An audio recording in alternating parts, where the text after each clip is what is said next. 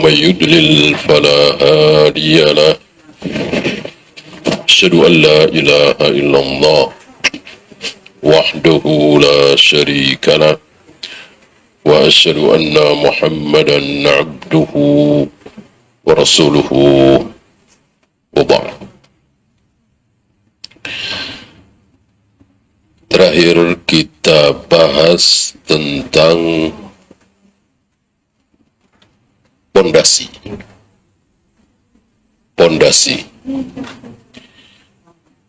Di ibarat sebuah bangunan, maka ilmu tauhid adalah pondasi. Yang paling penting, ibu bisa bayangkan, pintunya bagus, jendelanya bagus, temboknya bagus, atapnya bagus, tapi pondasinya rapuh. Ibu mau beli rumah itu? Nah, tentu tidak mau. Berbahaya. Ya. Ambruk, runtuh, membahayakan. Itulah tauhid. Ya. Memang akhlaknya buruk, memang ibadahnya kurang, tapi tauhidnya menghujam. Ada harapan masuk surga? Ada? Ada. Akhlaknya buruk sekali. Ibadahnya, ya, sholat sering ketinggal. Tapi bertauhid, tidak syirik. Maka masih ada harapan masuk surga. Nah, sekarang saya balik. Akhlaknya luar biasa. Nggak bisa ngelihat orang susah. Ada orang susah dibantu, ada orang butuh pertolongan langsung ditolong. Ngutangin orang nggak pakai mikir-mikir, jarang nagih, senyum, ramah, amanah, kan mengagumkan ini. Tapi dia meyakini bahwa Tuhan punya anak. Surga apa neraka, Bu? Neraka. Ada harapan masuk surga? Gak ada. Gak ada. Dia meyakini Allah ada di mana-mana, Allah ada di hati saya. Saya dengan Allah bisa menyatu. Gak ada harapan masuk surga. Padahal akhlaknya bagus kan? Ini pentingnya tauhid. Ya. Dan tidak mungkin orang tauhidnya benar kalau tidak pakai wahyu. Gitu. Adapun akhlaknya baik, senyum, ramah, dermawan, tapi dia nggak kenal wahyu, nggak kenal Al-Quran dan Sunnah, bisa nggak? Bisa nggak? Bisa lah. Bisa. Ya, jujur, amanah, pemberani, dermawan, padahal dia nggak kenal Al-Quran dan Sunnah. Ada? Adalah. Ada, mungkin orang Jepang, mungkin orang Amerika, mungkin orang Eropa, nggak kenal Al-Quran, nggak kenal Sunnah. Tapi jujur, amanah, dermawan, adakah? Ada. Tanpa wahyu bisa, kalau akhlak itu. Kalau tauhid gimana? Kalau nggak pakai wahyu gimana? Allah ada di mana? Coba kita ngarang sendiri. Kita ngarang sendiri, nggak usah pakai wahyu. Allah ada di mana? Bisa jawab? Ya tentu nggak bisa. Dengan apa Allah menciptakan Adam? Ayo, tanpa wahyu. Kita mikir sendiri. Bisa jawab? Nggak bisa. Apa yang dilakukan oleh Allah di sepertiga malam? Tanpa wahyu nggak bakalan bisa. Dengan apa Allah membolak-balikkan hati manusia? Dengan apa Allah akan menghentikan geraman jahanam? Dengan apa Allah akan menggulung langit? Semuanya dengan wahyu. Ya, jangankan orang kafir, Yahudi, Nasrani, Buddha, Hindu, Konghucu, saudara-saudara kita kaum muslimin, nggak baca wahyu, nggak baca Al-Quran dan Sunnah, dia nggak bisa jawab. Enggak, iseng-iseng ibu tanyakan kepada yang enggak ngaji tauhid ya. Dengan apa Allah menciptakan Adam? Nggak bisa jawab. Atau jawabnya suka-suka dengan kun fayakun misalnya. Ya.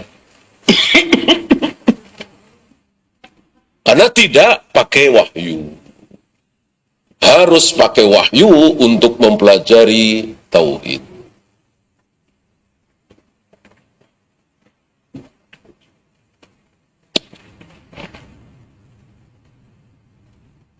Wahadzal asasu amran. Pondasi yang dimaksud ada berapa? Kemarin udah belum ya? Ya. Pondasi wahadzal asas amrani. Pondasi yang dimaksud di sini ada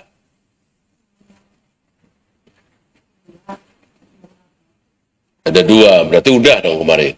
Tahu dua? Apa gara-gara saya begini?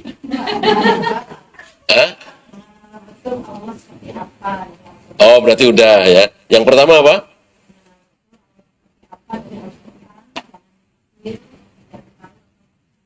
Itu yang pertama. Oh ya, berarti udah. Ya kan? Kalau udah berarti lewat ya. Yang pertama, sihhatul ma'rifati billah. Jadi kita betul-betul mengenal Allah itu. Yang seperti tadi. Dari mana? Yang disukai oleh Allah apa?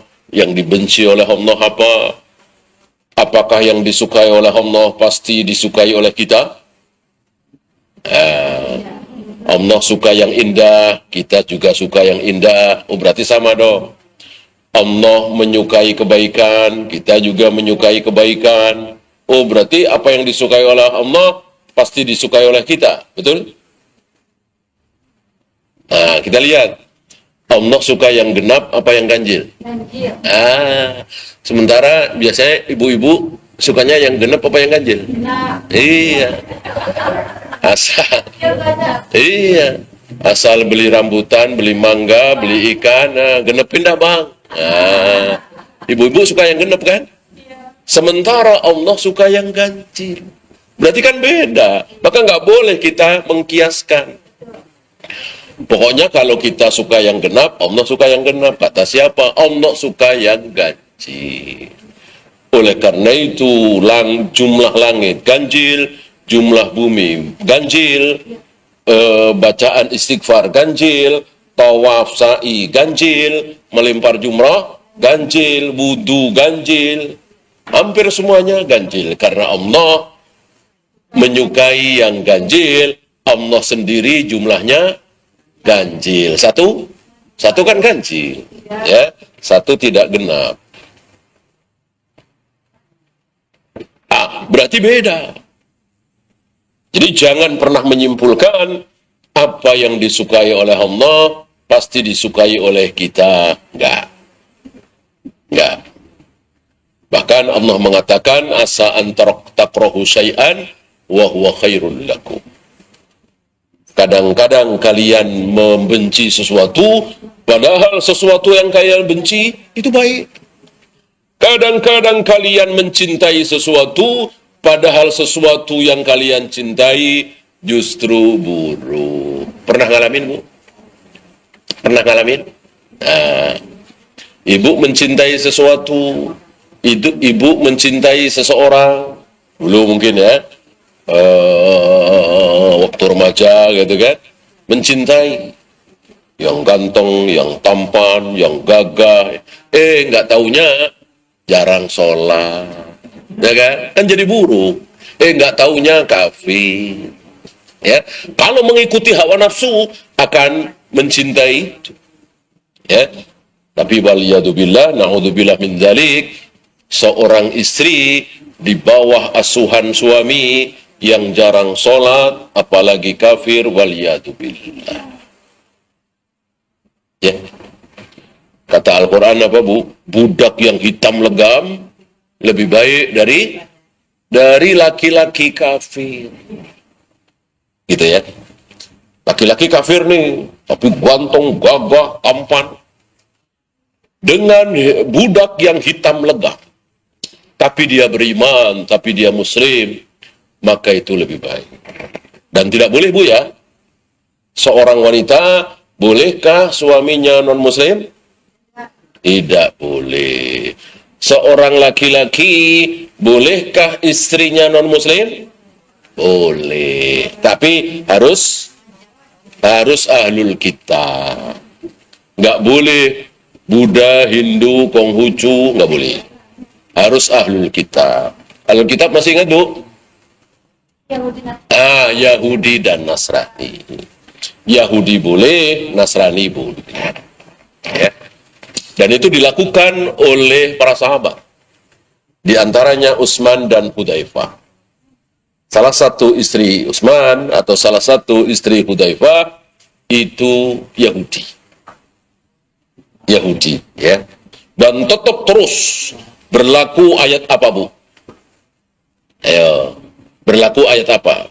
Seorang laki-laki muslim yang istrinya non-muslim, berlaku ayat ku anfusakum wa ahlikum nara. Jagalah diri kalian dan keluarga kalian dari api neraka. Kalau saya misalnya membiarkan istri saya yang masih non-muslim itu misalnya nggak masuk Islam, berarti? Iya, berarti pasti masuk neraka. Tentu saya harus berusaha sekuat tenaga supaya istri saya yang masih non-muslim itu masuk Islam. Gitu ya. Tapi tidak boleh dipaksa. Apa dalilnya? La ikraha fiddin. Ya. Sini deh, sini. Apa, Bang? Mau masuk Islam nggak? Enggak. Puang-puang. Besok lagi. Mau masuk Islam nggak? Wah, tonjok. Boleh seperti itu? Nggak boleh. Ya. Harus pakai hujah. Bahwa satu-satunya agama yang diterima oleh Allah hanya Islam. Inna dina indallahil Islam. Wa may yabtaghi ghairal islami dinan fala yuqbala minhu. Barang siapa mencari memeluk agama selain Islam, tidak akan diterima, terus disampaikan kepada istrinya. Itu, Bu, ya. Inilah dua asas itu. Asas pertama apa tadi? Mengenal Allah dengan sebetul-betulnya. Jangan sampai salah. Sholat kan jangan sampai salah. Wudhu jangan sampai salah. Tawaf sa'i jangan sampai salah. Adzan qomat jangan sampai salah. Mengenal Allah lebih-lebih lagi. Lebih-lebih lagi. Ya. Misalnya mengatakan Allah nggak punya tangan, Allah nggak punya wajah, ini bahaya sekali. Lebih berbahaya dari sholat subuh 3 rakaat, azan hayya ala sholahnya 3 kali atau 4 kali, wudhu wajahnya tidak dibasuh, tawaf cuman 5 kali, sa'i cuman 4 kali, itu kan salah semua tuh, nggak sah. Lebih berbahaya lagi mengenal Allah dengan cara yang salah.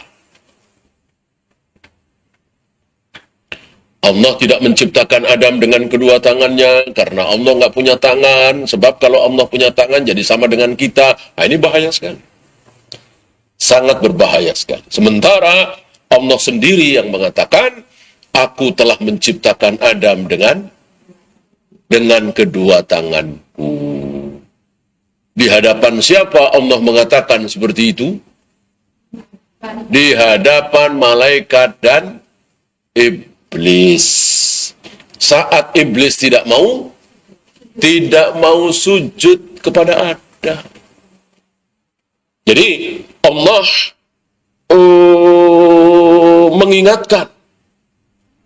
mengingatkan iblis yang mungkin lupa atau pura-pura lupa, ya, nggak mau sujud kepada Adam karena merasa lebih hebat dari Adam. Nah, Allah menyadarkan iblis nih, kenapa engkau tidak mau sujud kepada Adam? Padahal engkau pantas sekali sujud kepada Adam, karena Adam telah aku ciptakan dengan kedua tanganku. Beda dengan engkau, Jibril, Mikael, gunung, langit, matahari, bulan.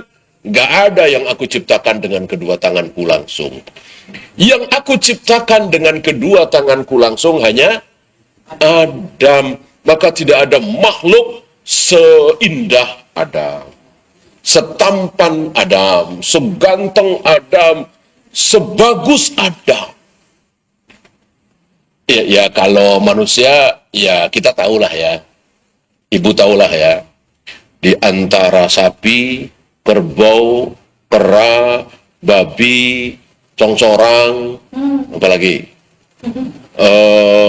kerbau, manusia, yang paling indah, yang paling bagus mana? Ya tentu manusia. Kita semua sepakat. Kalau jin dan malaikat kan kita belum pernah lihat. Tapi kita yakin paling indah. Gitu. Nah, di antara manusia-manusia yang ada, paling indah, paling tampan, paling cakep, paling sempurna siapa? Adam. Adam, kenapa? Karena diciptakan langsung oleh kedua tangan Allah. Kalau ibu, saya pakai tangan Allah apa enggak? Enggak, itu cuma ada. Yang diciptakan langsung oleh kedua tangan Allah cuman Nabi Adam. Kita enggak, kita semua tahu kita terjadi dari pertemuan air ayah dengan air ibu. Jadilah kita kan, bukan dengan tangan Allah. Yang dengan tangan Allah cuman ada. Ya. Di pelajaran awal dulu kan kita pernah bahas. Jadi penciptaan manusia itu ada berapa, Bu? Masih ingat? Macam-macam penciptaan manusia itu ada berapa, Bu? Iya, ada 4. 1, tanpa ayah, tanpa ibu. 2, tanpa ibu dengan ayah. Maksudnya dengan perantara seorang laki-laki. 3, tanpa ayah dengan ibu. 4, dengan ayah dengan ibu kita semua ini. Yang pertama, tanpa ayah, tanpa ibu. Siapa? Adam, cuma Adam doang. Diciptakan langsung oleh kedua tangan Allah.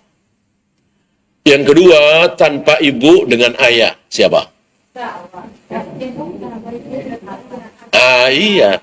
Hawa itu tanpa ibu. Ya, ibu dari mana? Belum ada seorang wanita kan? Beliau kan wanita pertama. Tapi dengan ayah, maksudnya dengan perantara seorang laki-laki yang bernama Adam. Diambil dari tulang rusuk. Jadi Hawa itu diambil dari tulang rusuk Adam yang paling ujung, yang paling bengkok, ya. Maka wanita itu tercipta khuliqat min jila'in, tercipta dari sesuatu yang bengkok. Maka kita harus akui, ibu harus akui bahwa siapapun ibu, mau hafal Al-Quran, mau hafal ribuan hadis, bahkan istri-istri Nabi, sifat bengkoknya pasti ada. Termasuk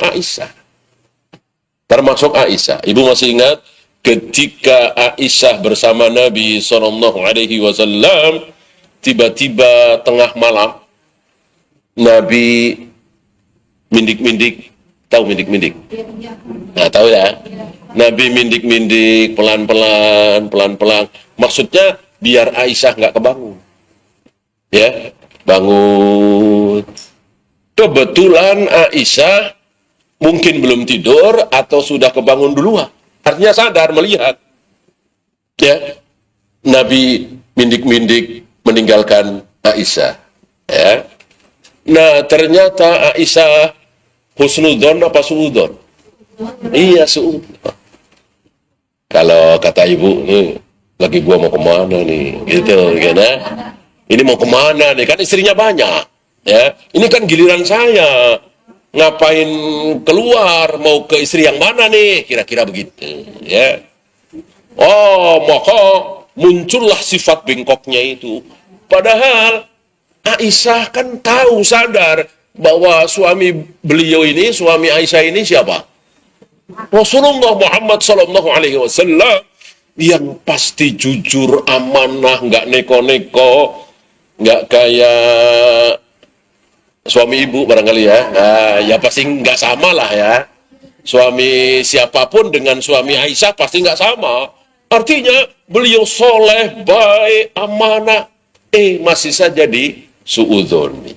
Ya, maka Rasul keluar, Aisyah cepat-cepat pakai pakaian, cadar, ini itu menguntit. Nabi kencang, Aisyah ikut kencang. Nabi pelan, Aisyah pelan. Nggak mau tahu mau kemana nih. Nggak taunya Rasul kemana? Ke kuburan bakti. Ini akhir-akhir kehidupan beliau. Disitulah Nabi seolah mengucapkan kalimat perpisahan kepada ahlul baqi. Ini sekaligus pelajaran bagi kita bahwa ketika kita meninggal bukan berarti kita ketemu dengan orang yang sudah mati, justru berpisah. Nah, kalau masih hidup kan Nabi masih bisa menziarahi, mengucapkan salam. Ketika Nabi wafat ya sudah sendiri-sendiri, udah masing-masing. Ya. Begitu Nabi selesai, Aisyah langsung lari, takut ketahuan ya kan, nguntit, langsung lari ke rumah. Begitu Nabi sampai ke rumah Aisyah,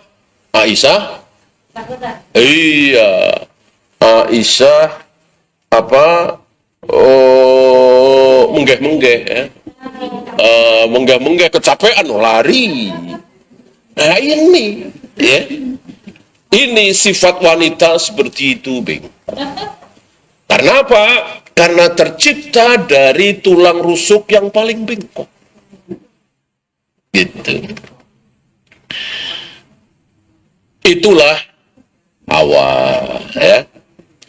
Yang ketiga, insya Allah ibu tahu ya, tanpa ayah tapi dengan ibu, yaitu Nabi Isa. Nah yang keempat, pasti dengan ayah, dengan ibu kita semua ini. Dan ibu wajib yakin, nggak mungkin ada yang kelima, nggak mungkin ada yang keenam, ketujuh, ya. Nah, kalau si fulan ini nggak ada ayah, nggak ada ibu, nih, tiba-tiba muncul dari balik pohon, ya, jangan percaya. Kalau si fulan ini muncul dari balik batu tiba-tiba, jangan percaya. Pasti ada ayah, ada ibu. Ya.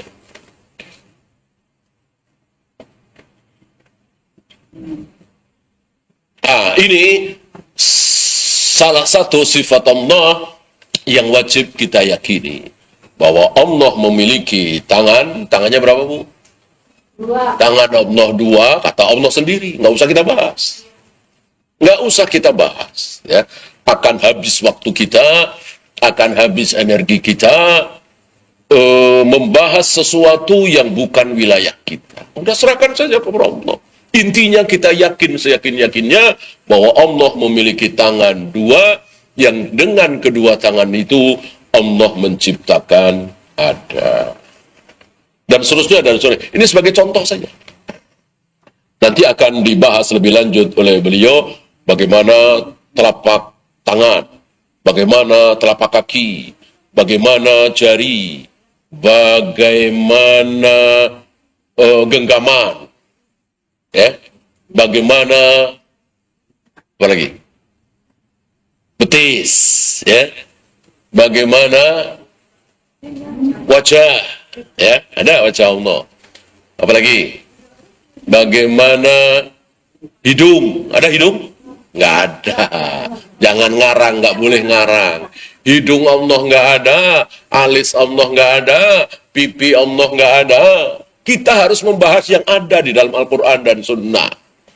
Wajah, jari, telapak tangan, telapak kaki, genggaman, dan seterusnya yang tidak ada dalam Al-Quran dan Sunnah, kita tidak boleh pakai kias. Nah, Allah kan punya wajah. Namanya wajah pasti ada pipi, ada hidung. Yaitu wajah kita. Wajah kita betul. Oh, ada pipinya, ada hidungnya. Wajah Allah tidak sama dengan wajah kita. Untuk mengatakan bahwa wajah Allah ada hidungnya, ada pipinya, harus ada dalil. Mana dalil? Ketika tidak ada dalil, maka cukup kita mengatakan wajah Allah, titik. Dan ini membuat ahlus sunnah enteng, ringan, mudah, sederhana, gampang sekali. Berbeda dengan Asy'ariyah, Maturidiyah, Jahmiyah, Jabariyah, itu membahas sifat Allah itu rumit, pusing, bertele-tele. Karena tidak sami'na wa ata'na. Tangan Allah, wah, dibahas oleh mereka. Tangan begini, wajah dibahas. Berbeda dengan ahlus sunnah. Ya, yang kedua. Yang kedua apa, Bu? Tajridul inqiyadi lahu. Betul-betul tunduk. Tunduk setunduk-tunduknya kepada Allah dan Rasulnya. Allah dan Rasulnya mau bilang apa tentang Allah, kita tunduk setunduk-tunduknya. Apapun yang dikatakan oleh Allah dan Rasulnya, termasuk tunduk di sini taat. Ya, jangankan kita disuruh, cuman dikasih info saja, khobar saja, ahlu sunnah nurut. Apalagi disuruh. Gitu. Maka logikanya, orang yang tauhidnya bagus, insya Allah, orang yang tauhidnya bagus, insya Allah, ketaatannya juga bagus. Gitu ya. Ya, misalnya kita sikoh percaya dengan seseorang. Ya. Apapun tentang beliau kita percaya. Beliau orang baik, beliau orang jujur, beliau orang amanah, beliau orang yang berilmu. Setiap kali beliau berbicara, kita percaya. Misalnya, tiba-tiba beliau nyuruh kita. Beliau nyuruh kita, ya. Tolong baca ini ya, dari sini sampai sini. Kira-kira semangat nggak kita untuk taat? Insya Allah. Karena kita cinta kepada beliau.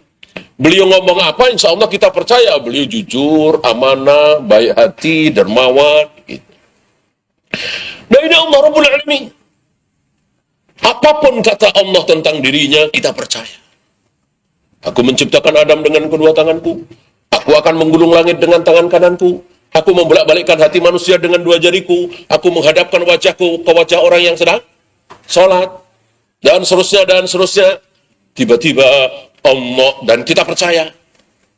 Kita percaya 100%.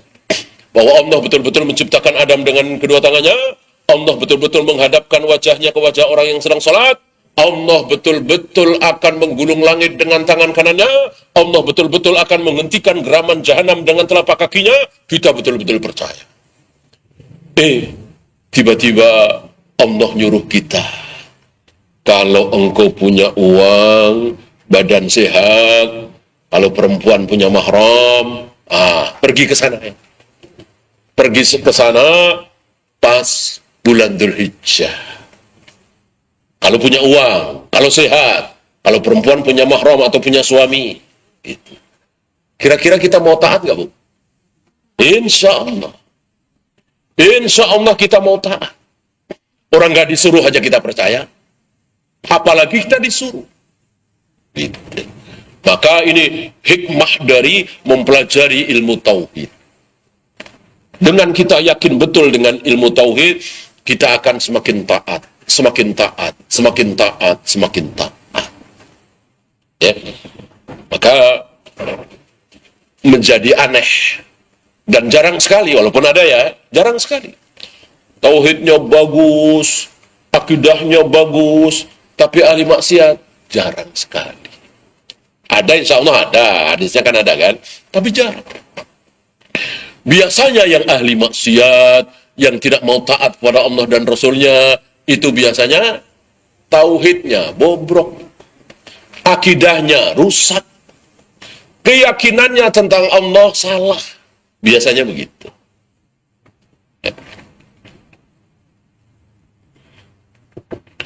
Maka dikatakan di sini tajridul inqiyadi lahu wa li rasulih sallallahu alaihi wasallam duna ma siwahu, di luar yang lain.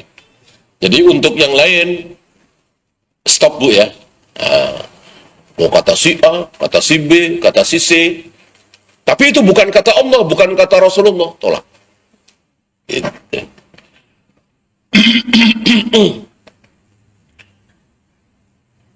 Sepertiga malam itu yang turun bukan Allah, tapi rahmat Allah. Ini kata siapa? Ini kata orang-orang Asy'ariyah, Maturidiyah, bukan kata Allah dan Rasulnya, tolak. Gitu. Maksud tangan Allah adalah kekuasaan Allah, bukan tangan-tangan seperti bahasa kita sehari-hari. Jadi tangan Allah itu apa? Kekuasaan Allah. Kata siapa ini? Ini bukan kata Allah dan Rasulnya, tolak. Ya. Kalau mengatakan bahwa tangan Allah adalah kekuasaan Allah, aku telah menciptakan Adam dengan kedua tanganku. Berarti aku telah menciptakan Adam dengan kedua kekuasaanku. Apa coba? Dua kekuasaan. Apa maksudnya dua kekuasaan? Maksud kekuasaan Allah cuma dua. Ya. Nah, itu rancunya orang-orang yang tidak berdasarkan Al-Quran dan Sunnah.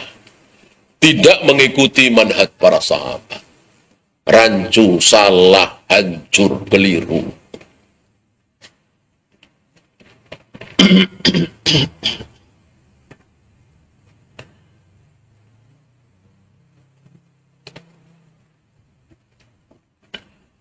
Nah, untuk hanya mengikuti Allah dan Rasulnya tentu dalam segala hal agama Bu ya. Yang paling besar tentu masalah tauhid. Gitu. Masalah fikih pun ya iyalah. Ibu dengar udah ratusan kali bahkan ribuan kali ada orang baca Al-Quran, selesai baca Al-Quran ditutup dengan shadaqallahul adzim, ya kan?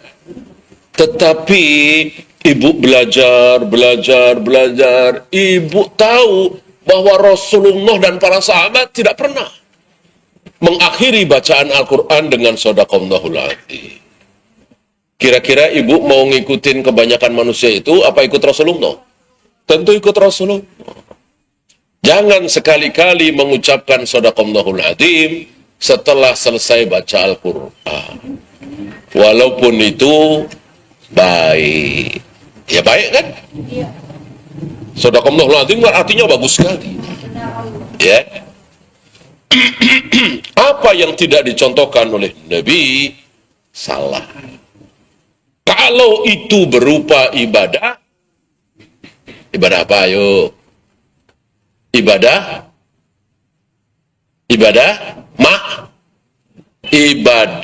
mahdoh. Adapun ibadah ghairu mahdoh, kan ibadah ada dua Bu. Pelajaran awal lagi nih. Ibadah ada dua. Ibadah apa dan apa? Ibadah mahdoh dan ibadah ghairu mahdoh. Ayo coba contoh ibadah mahdoh. Contohnya aja dulu dah. Contoh ibadah mahdoh, ayo. Ada catatan? Apa? Ayo, contoh ibadah mahdoh. Sholat. Terus, masa sholat doang? Puasa, haji, apa lagi? Zakat, iya. Jangan bilang sedekah ya, zakat. Sedekah nanti lain lagi. Apa lagi? Segitu doang? Masih banyak sekali. Wudu, azan, qomat, tawaf, sa'i, melempar jumroh, mencium hajar aswad, itu semua kan ibadah kan? Ibadah mahdoh. Ya kan?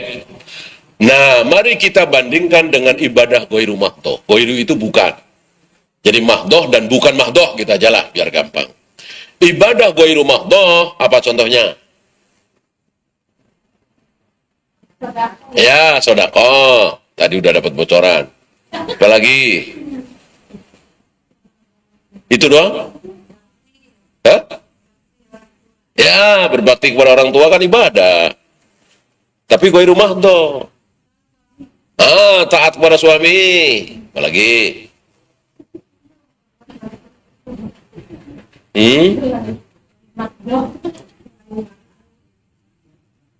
Coba, cuma 3 doang. Iya, membantu orang lain. Senyum, ibadah nggak senyum? Iya.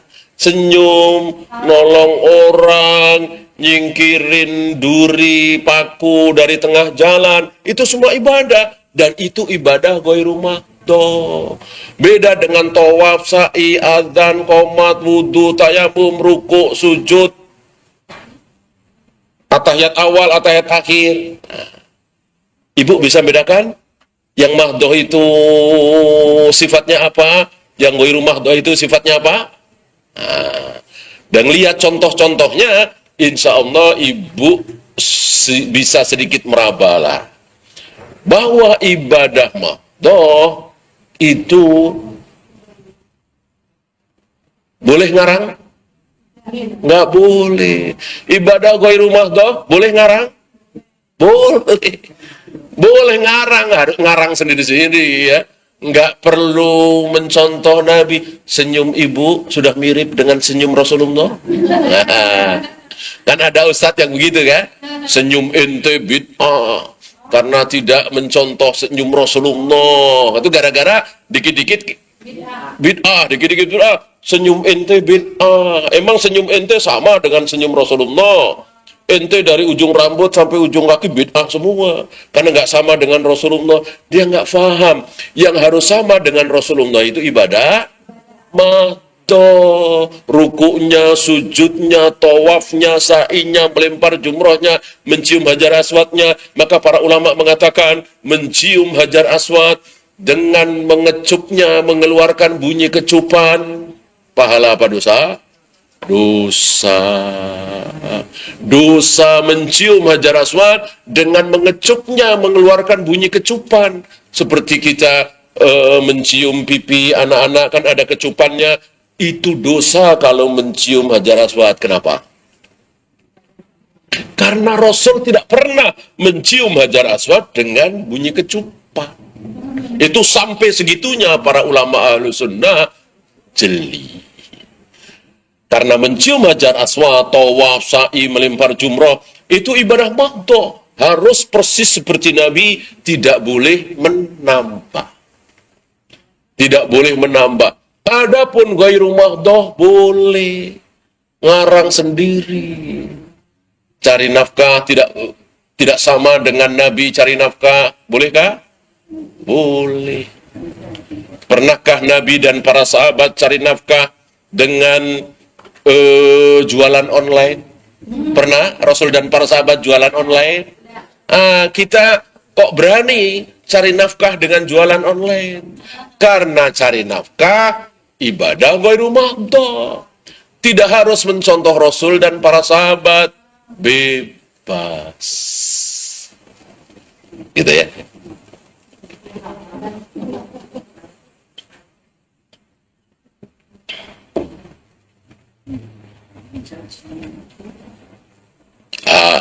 Mungkin ada pertanyaan, gimana caranya ya membedakan yang mahdoh dengan ghairu mahdoh?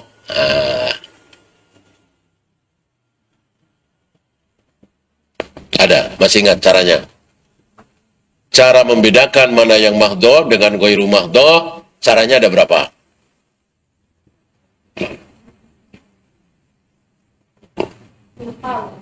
Lupa. Tapi kayaknya pernah ingat ya, kita bahas ini pernah ingat ya? Cara membedakan mana ibadah mahdoh dan mana ghairu mahdoh, caranya ada 3. Pertama, Ibadah mahdoh tidak bisa dicerna oleh akal kita. Kenapa harus ruku? Kenapa harus sujud? Kenapa jumroh harus dilempar-lempar? Kenapa Hajar Aswad harus dicium? Kenapa tidak boleh dibalik? Hajar Aswad dilempar, jumroh dicium. Nah, akal nggak bisa cerna. Ya kan? Nggak ada jawaban. Adapun kenapa cari nafkah, kenapa senyum, kenapa harus sodako, akal bisa cerna apa tidak? Hah? Kenapa sih harus cari nafkah? Kenapa sih harus senyum? Akal bisa mencerna. Kalau subuh 2 rakaat, maghrib 3 rakaat, akal tidak bisa menjawab. Kenapa sih subuh 2 rakaat? Nggak bisa dijawab. Gitu. Bukankah subuh itu kan pagi? Mestinya banyakan dikit tuh. 5 rakaat, apa 7 rakaat, kan sekalian olahraga tuh. Ah, kan nggak bisa pakai akal seperti itu. Itulah ibadah mahdoh. Adapun ghairu mahdoh bisa dicerna oleh akal. Itu yang pertama. Yang kedua, ibadah mahdoh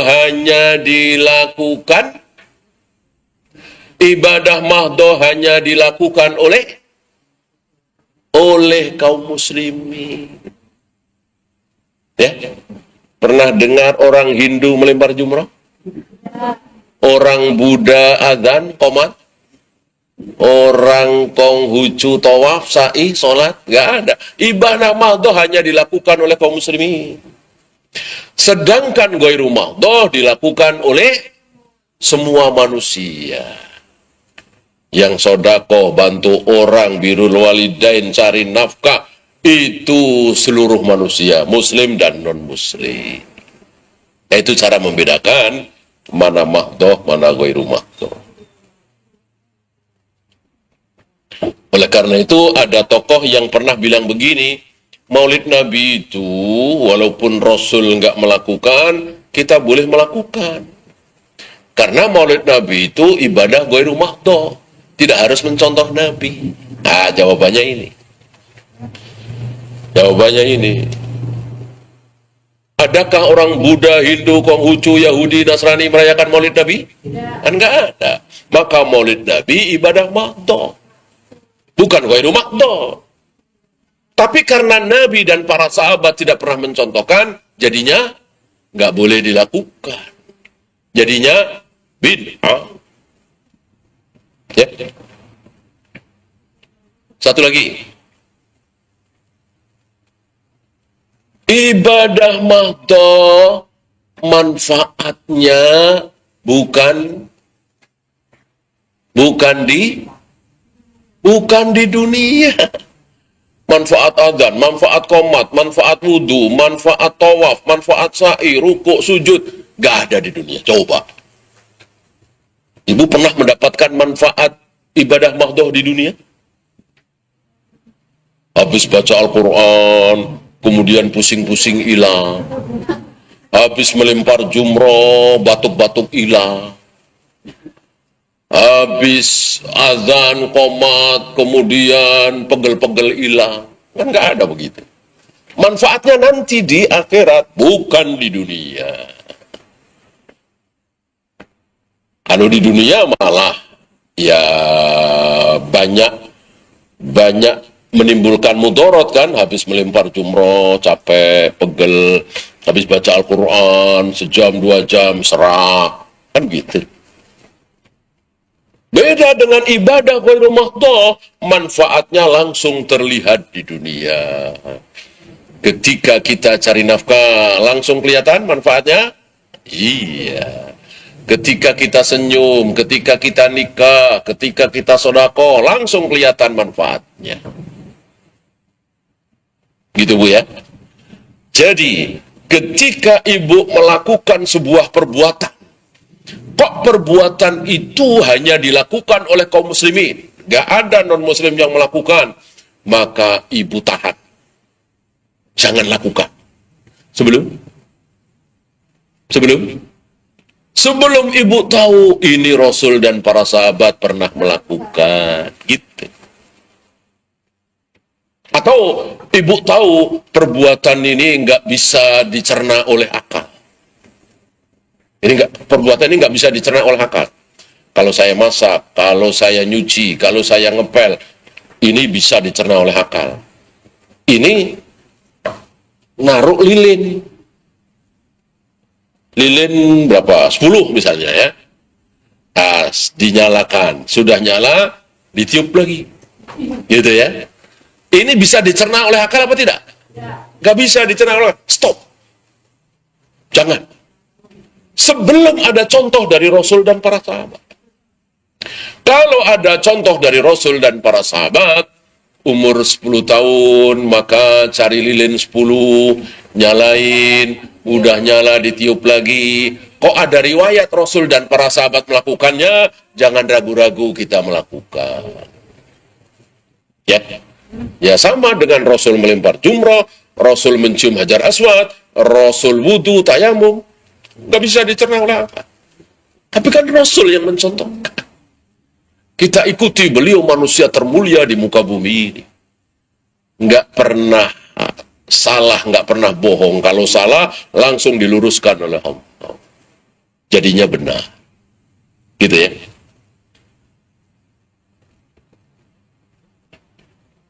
Nah, termasuk satu lagi. Ada perbuatan, kok nggak ada manfaatnya. Nggak ada manfaatnya, apa sih ini? Ya. Telur yang mestinya digoreng, direbus, ini diinjak. Ya, kira-kira ada manfaatnya nggak? Nah, jangan.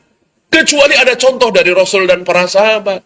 Rasul atau sahabat ketika mau nikah, nginjak telur. Ya, kan mubazir, walaupun satu tetap mubazir. Nggak boleh. Ya. Namanya mandi di kamar mandi, ya. Ini mandi, siraman di depan orang banyak. Ini kan nggak masuk akal. Ya. Dan seterusnya, dan seterusnya. Apapun lah. Kalau ibu mendapati sebuah perbuatan, kok nggak ada manfaatnya, stop. Sampai ada keterangan bahwa itu dilakukan oleh Rasul dan para sahabat. Ya.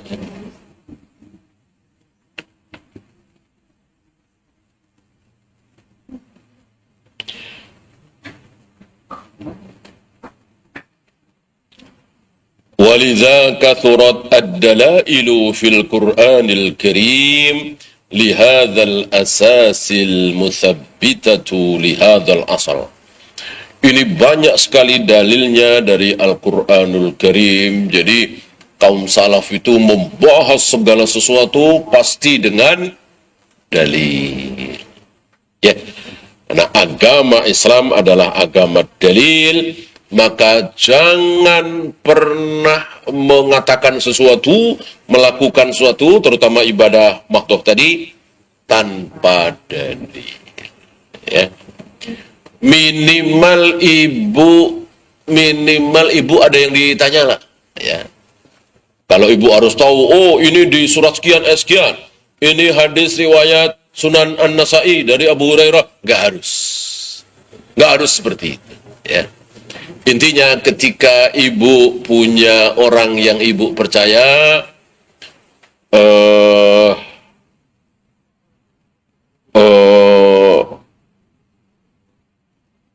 Bapak setelah selesai makan, ya selesai makan, saya lihat Bapak tidak pernah langsung tangannya dicuci, ya. Tapi Bapak jilat-jilat dulu, ya.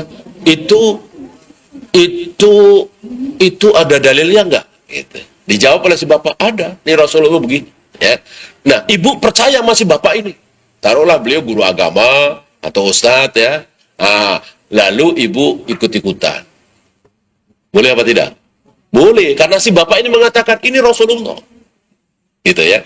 Kecuali si bapak ini jawab begini. Kok dijilat-jilat Pak jarinya? Udah ikutin aja.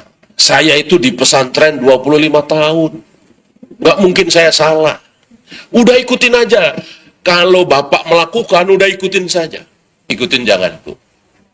Ikutin jangan. Dia nggak bawa-bawa Rasulullah, nggak bawa dalil. Kalau dia mengatakan ini Rasulullah, ibu boleh ikut dengan syarat ibu sikoh sama dia ya, percaya ya. Kalau ibu nggak percaya jangan. Ya, baru kenal misalnya ya jangan. Ibu kenal betul bahwa si bapak ini selalu mempraktekkan apa yang dari Nabi Sallallahu Alaihi Wasallam. Ya.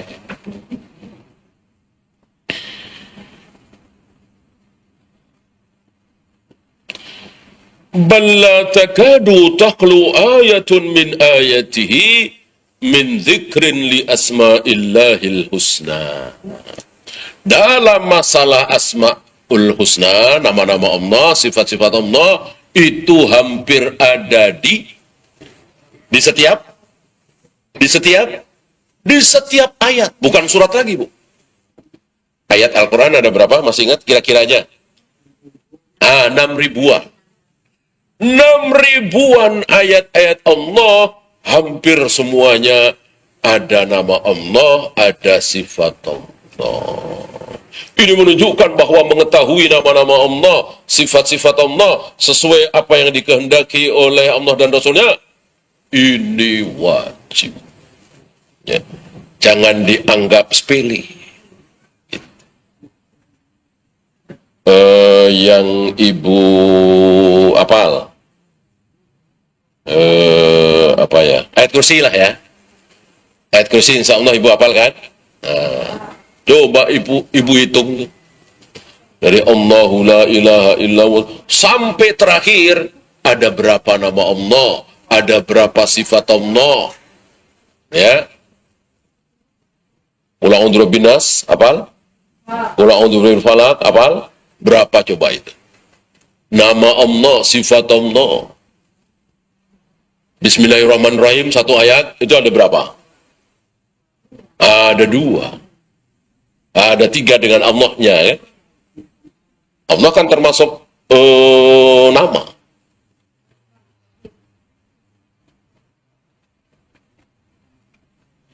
Berarti luar biasa memahami nama-nama dan sifat. Paham, Bu, ya? Ada pertanyaan?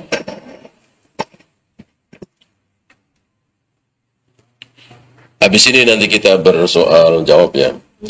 Mimma yadullu dalalatan wadihatan ala ahammiyatil ilmi biha. Ini menunjukkan bahwa mengetahui tentang asma wa sifat sangat-sangat penting sekali. Abu Jahal, Abu Lahab, kafir Quraisy, menjadi kafir, menjadi kekal di neraka. Salah satunya gara-gara tidak tahu sifat Allah. Saya nanya, Abu Jahal, Abu Lahab menyembah Allah apa tidak? Menyembah. Abu Jahal, Abu Lahab menyembah Allah. Ibu jangan sampai salah faham ya. Abu Jahal, Abu Lahab menyembah Allah. Abu Jahal, Abu Lahab cinta kepada Allah apa tidak? Cinta Allah yang bersaksi di Al-Quran. Yuhibbunahum kahubbillah. Abu Jahal, Abu Lahab itu, kafir Quraisy itu, mencintai berhala-berhala itu sama dengan Abu Jahal, Abu Lahab mencintai Allah. Berarti Abu Jahal, Abu Lahab mencintai Allah. Bukan cuman Allah yang dicintai. Ada Lata, Uzza, Hubal, Manat, 300 lebih juga dicintai.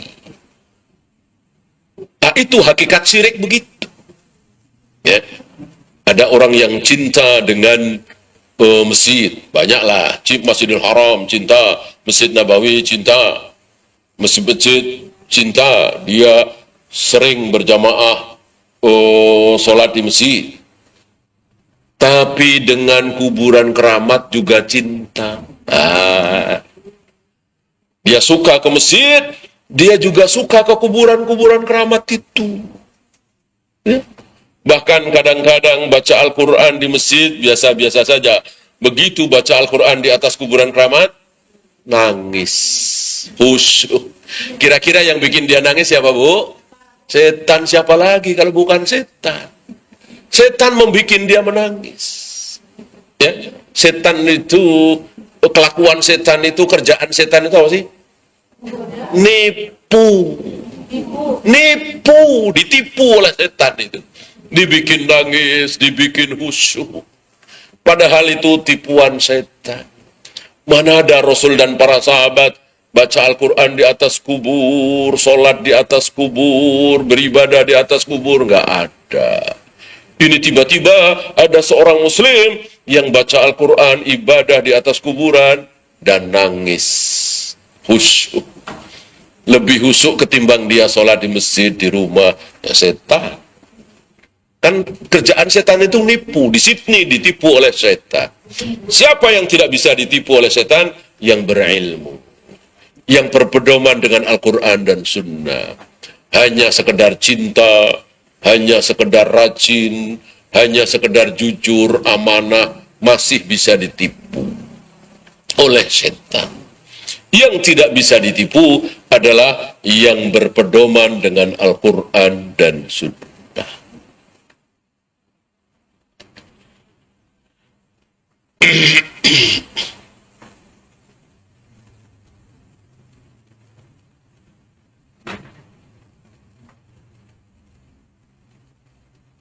Ya, silakan. Ada pertanyaan?